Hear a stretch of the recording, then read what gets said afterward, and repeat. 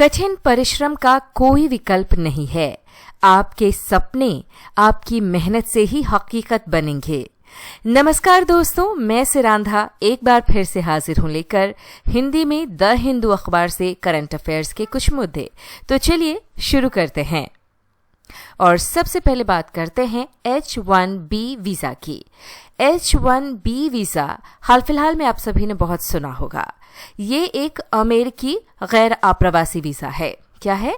एक अमेरिकी गैर आप्रवासी वीजा है H-1B वीजा, जो कंपनियों को विदेशी पेशेवरों को विशेष कौशल वाले कामों जैसे IT, इंजीनियरिंग और वित्त में नियुक्त करने की अनुमति देता है।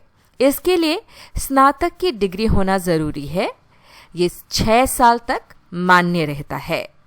नियोक्ता द्वारा प्रायोजित किया जाता है। हर साल सीमित संख्या में जारी किया जाता है और सितंबर 2025 से इसकी फीस $1 लाख हो गई है। CPIML यानी भारतीय कम्युनिस्ट पार्टी मार्क्सवादी लेनिनवादी, इसकी स्थापना 1969 में चारू मजुमदार ने की। ये आंदोलन 1967 के नक्सलबाड़ी विद्रोह से निकला था। इसका लक्ष्य माओ से तुंग के विचारों से प्रेरित सशस्त्र किसान क्रांति था। 1972 में मजुमदार की मृत्यु के बाद ये कई गुटों में बंट गया था, लेकिन आज भी वाम राजनीति और किसान आंदोलनों पर इसका असर साफ नजर आता है।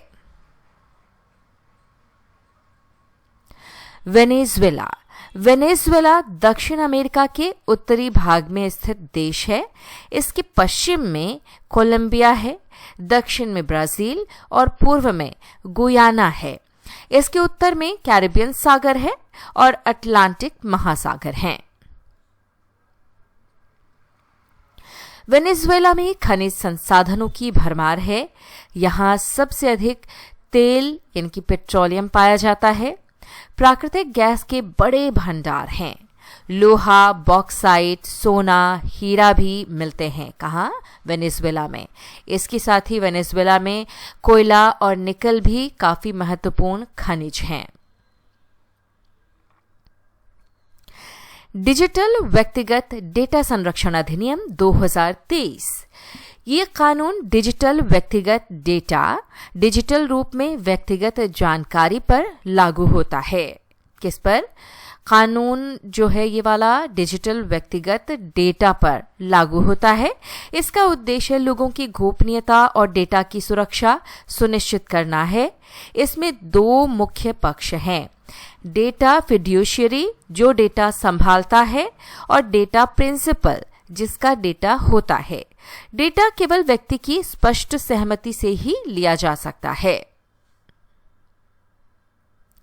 Data protection board of India बनाया गया है, जो नियमों के पालन और शिकायतों की जांच करेगा। डेटा चोरी या लीक होने पर सूचना देना जरूरी है।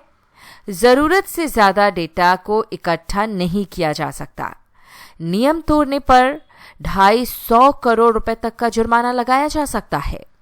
व्यक्ति को अपने डेटा को देखने, सुधारने और मिटाने का पूरा अधिकार है। कुछ सरकारी एजेंसियों को राष्ट्रीय सुरक्षा या कानून व्यवस्था के लिए छूट दी गई है।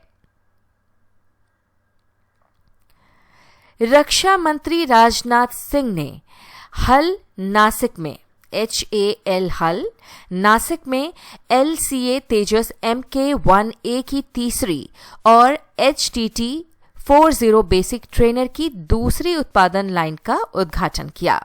किसका? एक बार फिर से जान लेते हैं। रक्षा मंत्री राजनाथ सिंह ने किया है।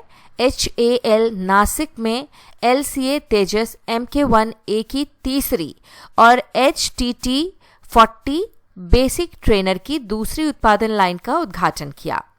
इस सुविधा से निर्मित पहले तेजस Mk-1A ने अपनी पहली उड़ान भी भरी।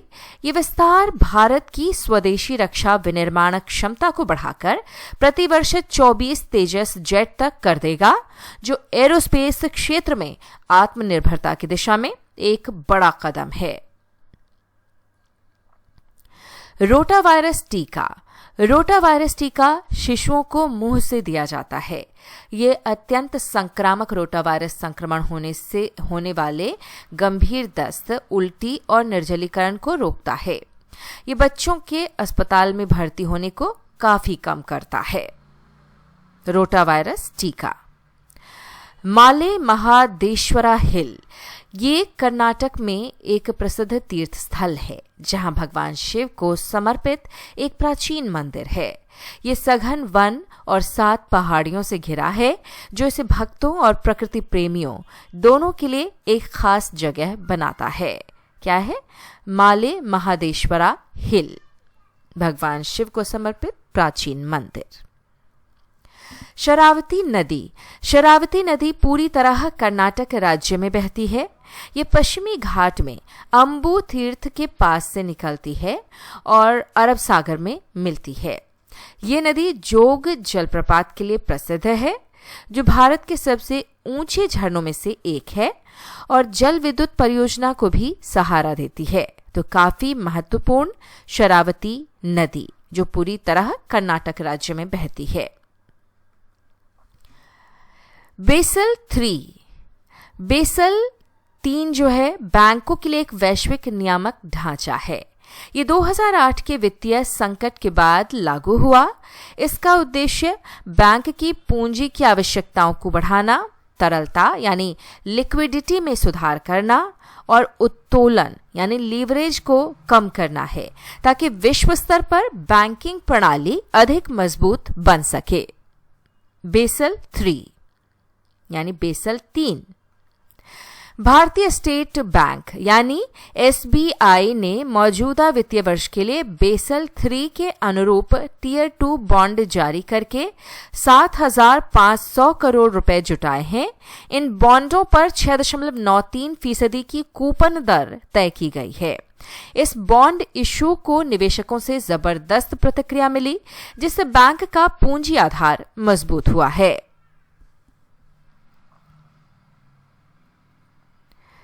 तो दोस्तों, आज के लिए इस वीडियो में फिलहाल इतना ही, लेकिन ऐसे ही आपके लिए ज़रूरी वीडियो के साथ हम एक बार फिर हाजिर होंगे। लेकिन जाते जाते आपको याद दिला दूं कि डिस्क्रिप्शन में हमने PDF फाइल का लिंक डाला हुआ है, वहां से आप आसानी से पढ़ सकते हो। Thank you.